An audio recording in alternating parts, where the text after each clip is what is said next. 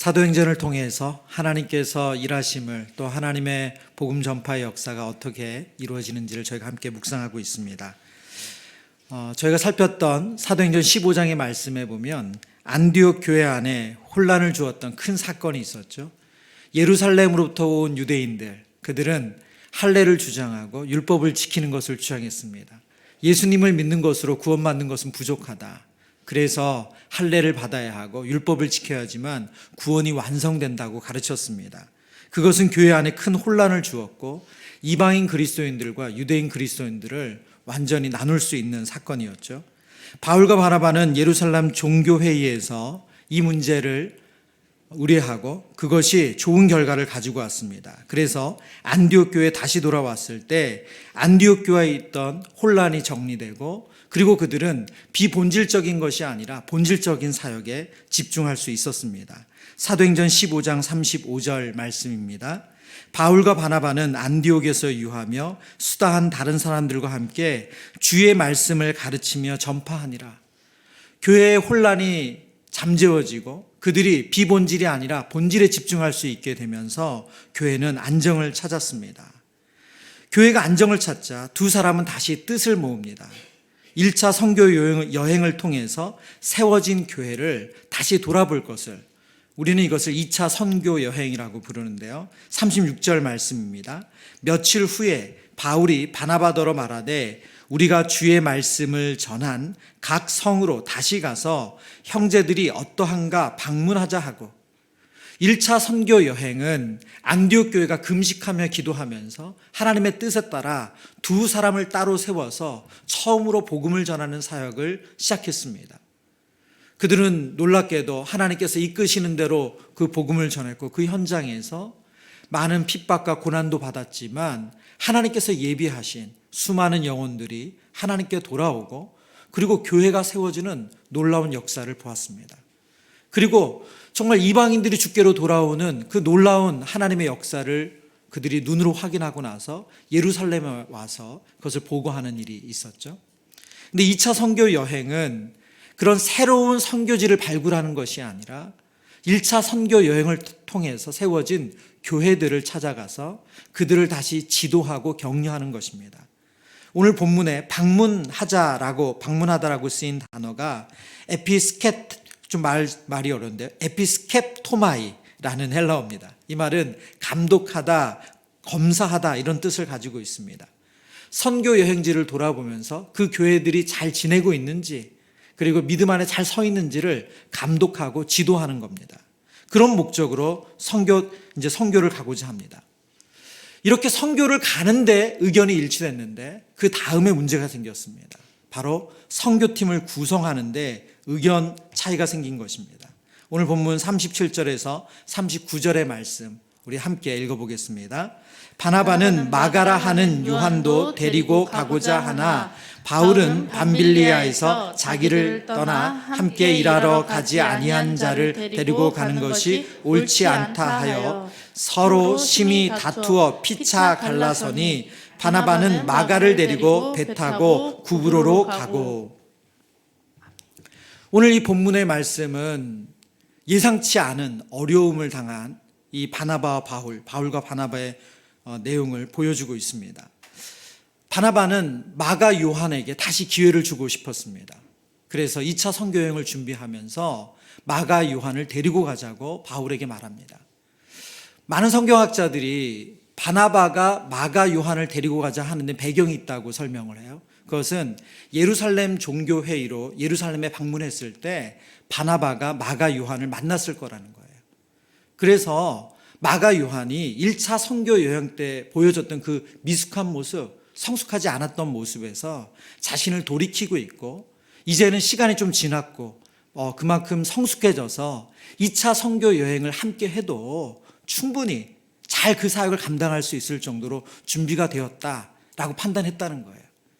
그래서 바나바는 마가 요한을 함께 데리고 가자고 바울에게 권합니다.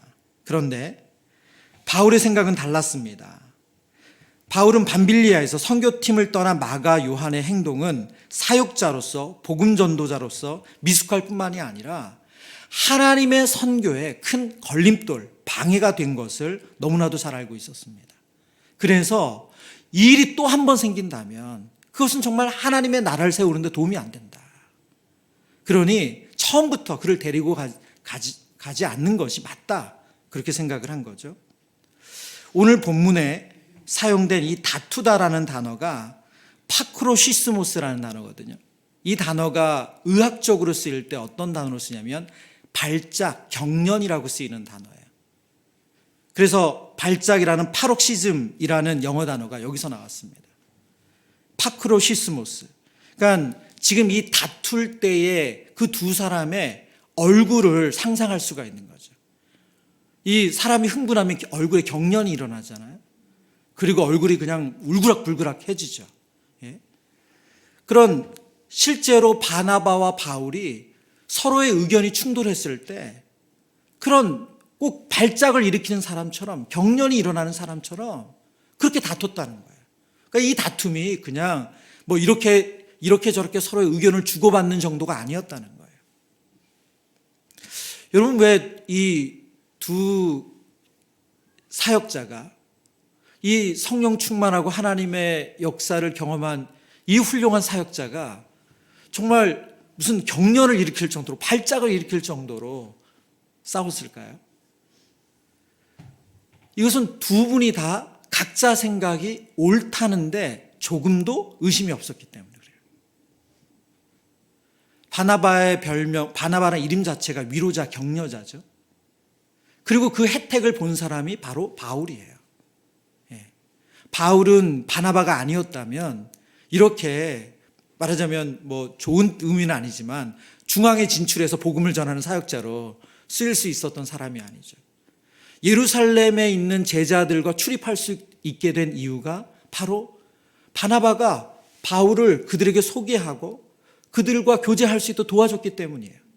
그리고 안디옥 교회에서 사역을 하게 된 것도 다소에 머물고 있던 그 바울을 찾아가서 바나바가 데리고 와서 동역을 했기 때문에 이런 모든 기회가 주어졌어요.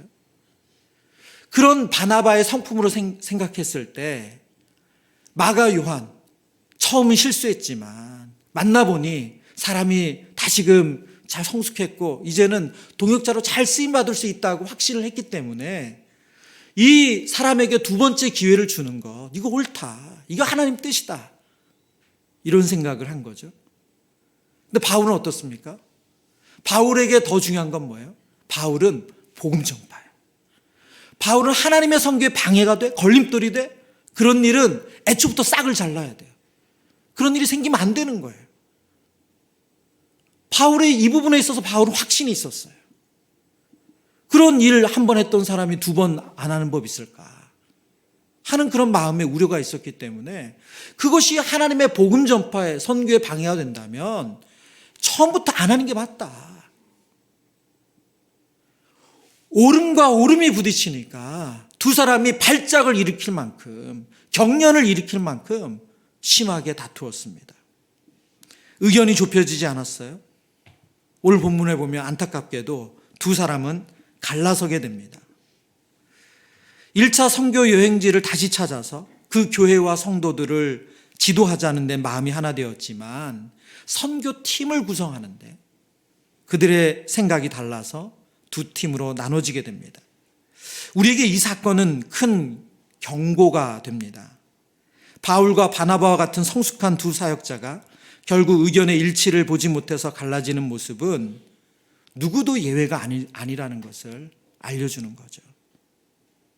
물론 성경을 보면 바울과 바나바의 결별은 이것으로 인해서 다시 등져가지고 이제는 다시 얼굴 보지 못하는 그런 영원한 결별이 아닙니다. 두 사람은 다시 원팀이 되고 그리고 마가 요한 또한 바울의 너무나도 중요한 동역자가 되었다는 것을 서신서를 통해서 우리는 확인할 수가 있습니다. 여러 서신서에 나오지만 대표적인 것이 골로새서 4장 10절인데요. 우리 같이 읽어볼까요?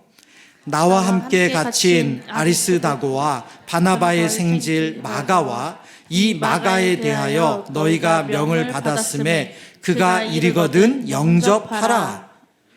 아멘. 오늘 성경에 보면 바울은 골로새 교회를 향해서 나와 함께 갇힌 아리스다고와 그리고 또 한 사람을 언급하죠. 바나바의 생질 마가래요. 굳이 마가 요한을 언급할 때 바나바의 생질이라고 언급을 합니다. 이것을 통해서 바나바의 관계뿐만이 아니라 마가 요한의 관계가 회복되었음을, 그리고 복음을 전하는 데 있어서 함께 동역하고 있다는 것을 알려주고 있습니다. 그러나 바울과 바나바가 보인 오늘 본문의 행동을 성경은 두 사람의 행동이 옳다 지지하지 않습니다.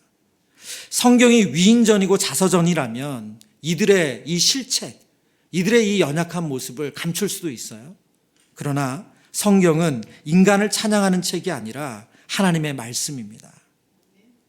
오늘 우리는 이것을 통해서 바나바의 2차 선교 여행을 통해 우리에게 주시는 중요한 교훈을 발견합니다. 첫 번째는 불완전함을 인정하는 겸손을 가져야 한다는 겁니다. 우리는 불완전함을 인정하는 겸손한 마음을 늘 잊지 않아야 합니다.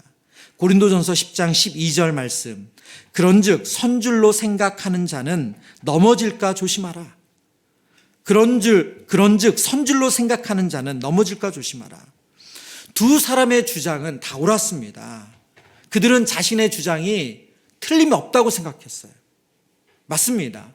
두 사람의 주장은 옳습니다. 그들이 보는 면에서는 옳았어요. 그러나 두 사람의 주장은 또 다른 면에서 틀렸습니다. 각자가 보는 면에서는 옳았지만 다른 면에서는 틀릴 수 있었던 거죠. 그것이 그들의 한계였습니다.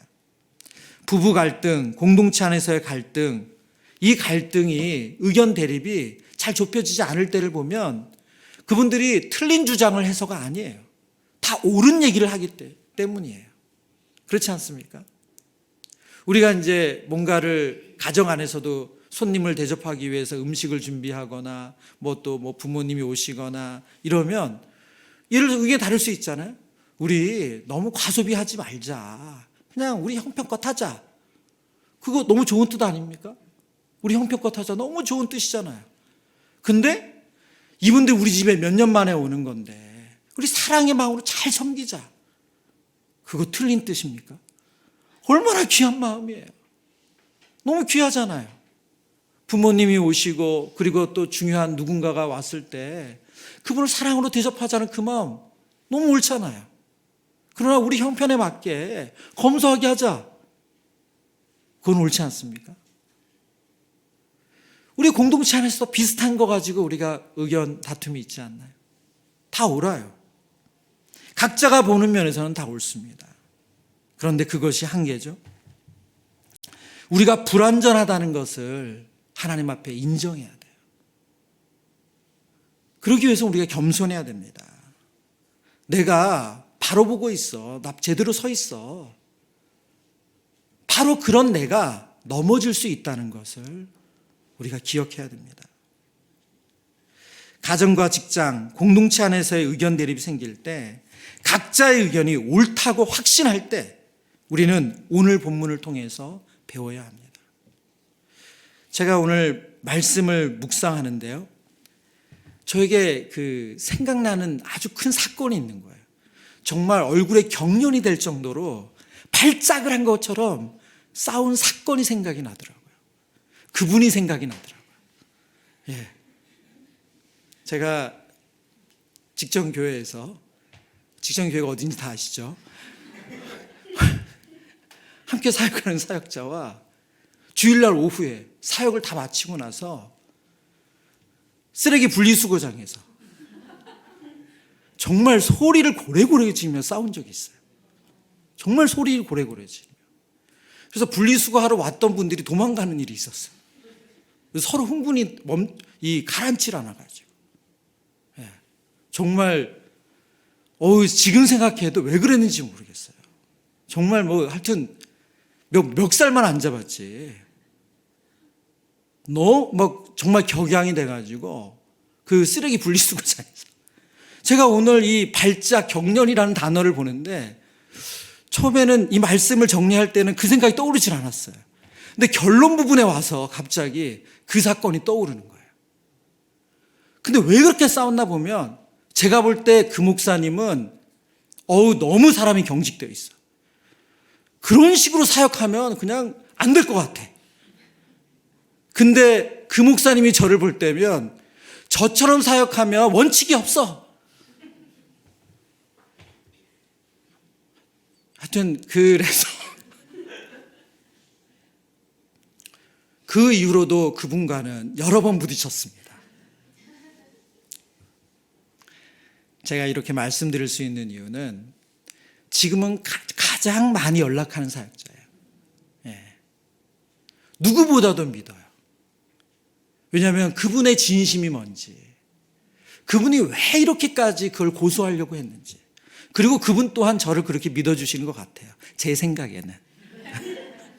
그래서 정말 자주 연락하고 언제든 만나면 정말 서로를 돕는 동역자로 있습니다. 여러분, 그런데 그때를 저를 생각해 보면 정말 그분 많이 판단했어요. 그렇게 하는 거 아닌데, 위험한데, 정말 위험하다고 생각했어요. 그래서 뭐 어떻게든 그분을 뜯어 말리고 싶었고 멈추고 싶었어요. 그분도 똑같은 심정이었던 것 같아요. 여러분, 우리 안에 이런 갈등이 있을 수 있어요. 우리가 얼마나 불완전한 존재임을 인정해야 됩니다. 여러분의 생각에 누군가 저분 위험하다, 저분 저러다 큰일 난다, 여러분, 그분도 여러분을 그렇게 볼 수 있다는 걸 생각하셔야 돼요. 우리가 하나님 앞에 불완전한 존재입니다. 완전하지 않아요. 그래서 겸손해야 돼요. 두 번째, 바울의 2차 선교 여행은 그럼에도 불구하고 하나님의 뜻을 이루는데 멈추지 않는 것이 중요함을 우리에게 알려주고 있습니다.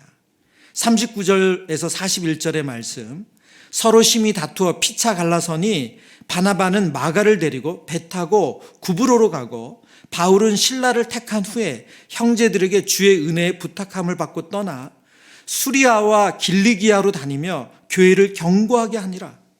여러분 보세요. 39절, 서로 심히 다투고 피차 갈라서니, 다툼으로 끝난 것이 아니라 그 다음부터 보면 바나바는 마가를 데리고 배 타고 구브로로 가고, 구브로는 1차 선교 여행 때 첫 번째로 복음을 전했던 섬입니다. 그러니까 1차 선교 여행의 순방향으로 도는 거예요. 그런데 바울은 40절에 바울은 신라를 택한 후에 형제들에게 주의 은혜에 부탁함을 받고 떠나 41절 수르기아와 길리기아로 다니며 교회들을 견고하게 하니라. 지금 바울과 신라는 1차 선교 여행의 역방향으로 돕니다. 그래서 육로로 복음을 전해요. 큰 상처로 그들은 내부적인 갈등을 통해서 큰 상처를 받았습니다. 그래서 그들이 목적을 잃었는가? 아니요. 그들은 하나님의 뜻, 하나님의 목적에서 초점을 잃지 않았어요. 그들은 하나님께서 맡겨주신 그 부르심, 그 사역에 집중하는 것을 보여주고 있습니다. 우리 지도를 한번 볼까요? 네, 여러분 그렇게 크진 않는데 보시면 안디옥에서부터 바나바와 마가 요한은 구브로라는 섬으로 이동을 하게 되고요. 그리고 안디옥에서 육로를 따라서 바울과 신라는 이동을 하게 됩니다. 그래서 지금 실선으로 나와 있는 그 긴 선, 그래서 쭉 이 타원형을 그리고 있는 이 지도가 바울의 2차 선교 여행이에요. 그래서 이 육로를 통해서 쭉 건너서 마게도냐를 건너서 다시 그들이 이제 예루살렘으로 왔다가 안디옥으로 다시 돌아오는 여행의 경로가 이 경로입니다. 네, 이것은 이제 저희가 계속 말씀을 살피면서 볼 거기 때문에 다시 본문으로 돌아오죠. 우리 본문 16장 1절에서 3절입니다. 바울이 더베와 루스드라에도 이르매 거기 디모데라 하는 제자가 있으니 그 어머니는 믿는 유대 여자요 아버지는 헬라인이라. 디모데는 루스드라와 이고니온에 있는 형제들에게 칭찬받는 자니 3절 바울이 그를 데리고 떠나고자 할새 그 지역에 있는 유대인으로 말미암아 그를 데려다가 할례를 행하니 이는 그 사람들이 그의 아버지는 헬라인인 줄 다 알미러라. 여러분 오늘 본문의 말씀을 보면 이제 두 팀으로 갈라져서 그들은 멈추지 않고 하나님의 뜻을 이루는 데 집중하죠. 그런데 오늘 성경은 이제 바울에게 집중해서 바울의 선교를 보여주고 있어요. 이것은 바나바의 선교는 틀렸다가 아니라 하나님께서 땅끝까지 복음이 전파되는 데 있어서 바울을 이방인의 도구로 사용하신다고 말씀하셨고, 그것이 어떻게 전해졌는지를 알려주시기 때문에 그렇습니다. 오늘 본문에 보니까 더베와 루스드라에 바울이 도착했어요. 이곳은 바울이 복음을 전했던 곳이고 또 많은 핍박을 받았던 곳입니다. 그곳에서 디모데라는 한 동역자를 만나요. 그 가정에 대한 소개를 하죠. 그들은 1차 선교 여행 때 복음을 듣고 하나님께로 돌아온 가정이에요. 근데 이 가정의 특이한 점은 뭐냐면 아버지는 헬라인, 아버지는 이방인이에요. 근데 어머니는 유대인이라는 거예요. 근데 이 가정에 디모데라는 사람이 정말로 잘 준비된 사역자였던 거예요. 그래서 그를 동역자로 불러서 같이 이제 선교를 같이 감당하는 거죠. 근데 3절에 보니까 이상한 내용이 있어요. 바울이 그를 데리고 떠나고자 할새 그 지역에 있는 유대인으로 말미암아 그를 데려다가 뭘 했다고요? 할례를 행했대요. 여러분 15장에 보면 바울이 바나바와 함께 예루살렘 종교회의 가서 이방인 그리스도인들에게 할례 받지 않아도 된다, 그거 요구하는 거 합당하지 않다, 그거 가지고 싸웠잖아요. 그런데 지금 이 디모데를 데려다가 할례를 행하는 일을 한단 말이죠. 그럼 지금 바울이 변심한 겁니까? 바울이 변질해서 이랬을까요? 이 본문을 문자적으로 읽다 보면 바울의 행동이 15전과 전혀 맞지를 않아요. 그러나 이것은 전혀 그렇지 않습니다. 지금 바울의 목적은 아주 분명해요. 바울의 목적은 하나님의 뜻, 하나님의 복음을 전하는 데 초점이 맞춰져 있습니다. 무슨 뜻인가? 지금 바울은 이 행동을 통해서 바울이 율법을 지켜야지, 할례를 지켜야지 구원 얻는다는 메시지를 정하는 게 아니에요. 이것에 대해서 존 스토튼 목사님이 이렇게 설명합니다. 편협한 사람들은 그의 일관성 없음을 비난할 것이다. 이건 바울을 말하는 거죠. 그러나 그의 사상과 행동에는 강한 일관성이 있었다. 구원을 받기 위해 할례가 필요하지 않다고 원리를 일단 확립하고 나자 그는 정책 면에서 양보할 준비가 되어 있었다. 하나님께 받아들여지기 위해서는 필요하지 않는 것도 일부 사람들을 의해 받아들여지기 위해서 권할만 했다. 이 말이 어렵지만 무슨 뜻이냐면 유대인 그리스도인들을 하나님께 돌아오게 하기 위해서 그들은 율법에 자유하지만 그들 스스로 율법 아래 들어갈 수 있었다는 거예요. 그걸 지켜야지만 구원 얻는다라는 의미로 그들이 할례를 행한 것이 아니라 할례를 주장하는 그리스도인들에게 거리낌 없이 다가서기 위해서, 그들을 얻기 위해서 자유하지만 할례를 행했다는 거예요. 고린도전서 9장에서 이 말씀을 그대로 바울이 설명하고 있어요. 고린도전서 9장 19절에서 21절입니다. 우리 함께 읽어보죠. 내가 모든 사람에게서 자유로우나 스스로 모든 사람에게 종이 된 것은 더 많은 사람을 얻고자 함이라. 유대인들에게 내가 유대인과 같이 된 것은 유대인들을 얻고자 함이요, 율법 아래 있는 자들에게는 내가 율법 아래에 있지 아니하나 율법 아래에 있는 자 같이 된 것은 율법 아래에 있는 자들을 얻고자 함이요, 율법 없는 자에게는 내가 하나님께는 율법 없는 자가 아니요 도리어 그리스도의 율법 아래에 있는 자이나 율법 없는 자와 같이 된 것은 율법 없는 자들을 얻고자 함이라. 아멘. 여러분, 복음 전도자 바울에게는 아주 분명한 뜻이 있어요. 아주 강한 일관성이 있어요. 그것은 무엇입니까? 그들에게 그리스도의 복음을 전하는 거예요. 그는 할례로부터 자유로워요. 율법으로부터 자유로워요. 그러나 그 지역에 흩어져 있는 유대인들에게 거리낌 없이 다가서기 위해서 그 스스로 자유를 포기하고 할례를 행하는 거예요. 율법을 지킨다는 거예요. 율법을 지켜야지 구원을 얻기 때문이 아니라 하나님의 뜻을 이루는데 온전히 초점이 맞춰져 있기 때문에 이런 행동을 할 수 있습니다. 뿐만 아니라 오늘 바울의 선교 여행이 보여주는 하나님의 뜻을 이루는데 멈추지 않는다는 것을 보여주는 아주 중요한 사건이 뒤에 나오죠. 6절 7절입니다. 성령이 아시아에서 말씀을 전하지 못하게 하시거늘 그들이 부르기아와 갈라디아 땅으로 다녀가 7절 무시아 앞에 이르러 비두니아로 가고자 애쓰되 예수의 영이 허락하지 아니하시는지라.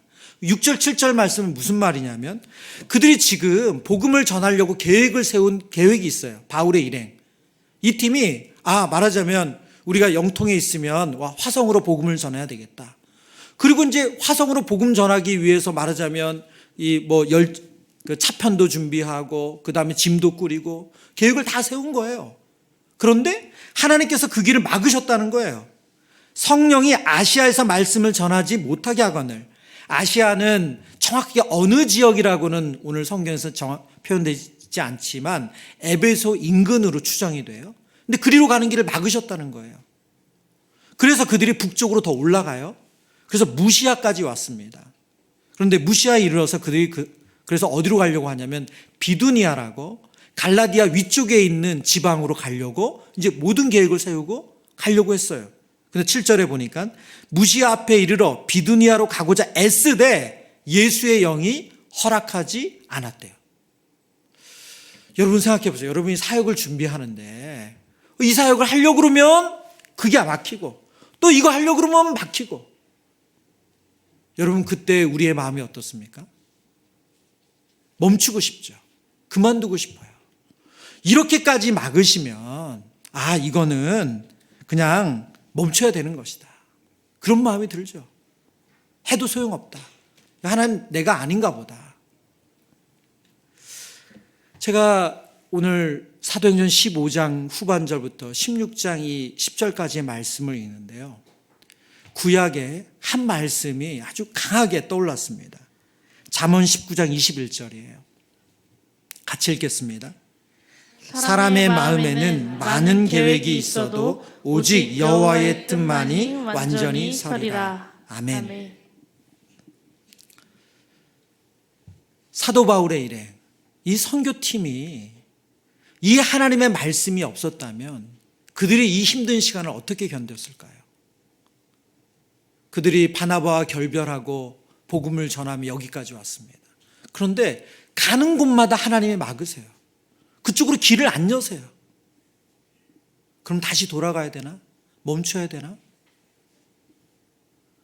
그런 유혹이 들잖아요. 그러나 하나님께서 그들을 어디로 인도하십니까? 우리가 다음 주에 살필 본문이에요. 마게도냐 환상을 통해서 유럽의 선교를 시작하시죠. 여러분 사람이 많은 일을 계획할지라도 이루어지는 것은 하나님의 뜻이래요. 여러분 우리의 계획이 막힐 수가 있어요. 우리의 인생 계획, 우리의 사역 계획, 또 우리 공동체의 계획이 우리가 뜻한 대로 안 될 수 있습니다. 그런다고 거기서 멈추는 것이 아니라 하나님의 뜻을 구하는 거예요. 그러면 그곳에서 하나님은 하나님의 뜻을 알려주세요. 우리는 알고 있습니다. 바울의 2차 선교 여행을 통해서 결국은 바울의 3차 선교 여행이 가능했고 그것을 통해서 땅끝까지 복음이 전해지는 일이 가능했어요. 그래서 사도행전 1장 8절의 말씀, 오직 성령이 너에게 임하시면 너희가 권능을 받고 예루살렘과 온 유대와 사마리아와 땅끝까지 이르러 내 증인이 되리라 하신 말씀이 성취되는 것을 우리가 알 수 있습니다. 말씀을 정리합니다. 바울의 2차 선교 여행은 시작부터 힘들었어요. 바나바는 바울에게 있어서 은인이나 마찬가지인데 그리고 바울은 그 은혜를 입은 사람이에요. 그러나 그들이 마음이 달라져서 선교팀이 하나 되지 못했어요. 그러나 하나님은 그들의 불완전함을 사용하십니다. 그리고 그들은 그것을 인정하고 하나님의 뜻을 이루는데 멈추지 않습니다. 여러분 가정도 그렇고 공동체도 그렇고 우리 안에 갈등이 생길 수 있고 어려움이 있을 수 있습니다. 여러분 그때 우리 마음에 드는 가장 큰 유혹은 무엇입니까? 피하고 싶은 거예요. 도망가고 싶은 거예요. 그만두면 되지 않을까? 이런 유혹이 너무나도 큽니다. 그때 우리가 해야 할 것은 하나님 앞에 우리의 불완전함을 인정하는 거예요. 하나님, 제가 보는 게 항상 옳지 않습니다. 제가 틀릴 수 있습니다. 하나님, 저를 긍휼히 여겨주세요. 그리고 우리의 계획하는 바, 내가 하나님의 뜻이라고 생각하고 순종했는데 그 뜻대 그것이 안 이루어질 수 있어요. 그 길이 막힐 수 있습니다. 거기서 또 주저앉는 것이 아니라 오늘 무시아에서 보여준 바울의 일행처럼 하나님의 뜻을 기다리는 거예요. 사람이 많은 일을 계획할지라도 오직 여호와의 뜻만이 완전히 서리라. 하나님께서 저와 여러분을 통해서 그 하나님의 뜻을 이루실 줄을 믿습니다. 오늘 이 밤에 기도할 때 우리 안에 하나님께서 그 확신을 주셨으면 좋겠어요. 하나님은 나의 계획을 이루시는 분이 아니라 하나님의 계획을 나를 통해서 이루시는 분인 줄 믿습니다. 하나님의 그 선하심이 저와 여러분을 통해서 드러나기를 축원합니다.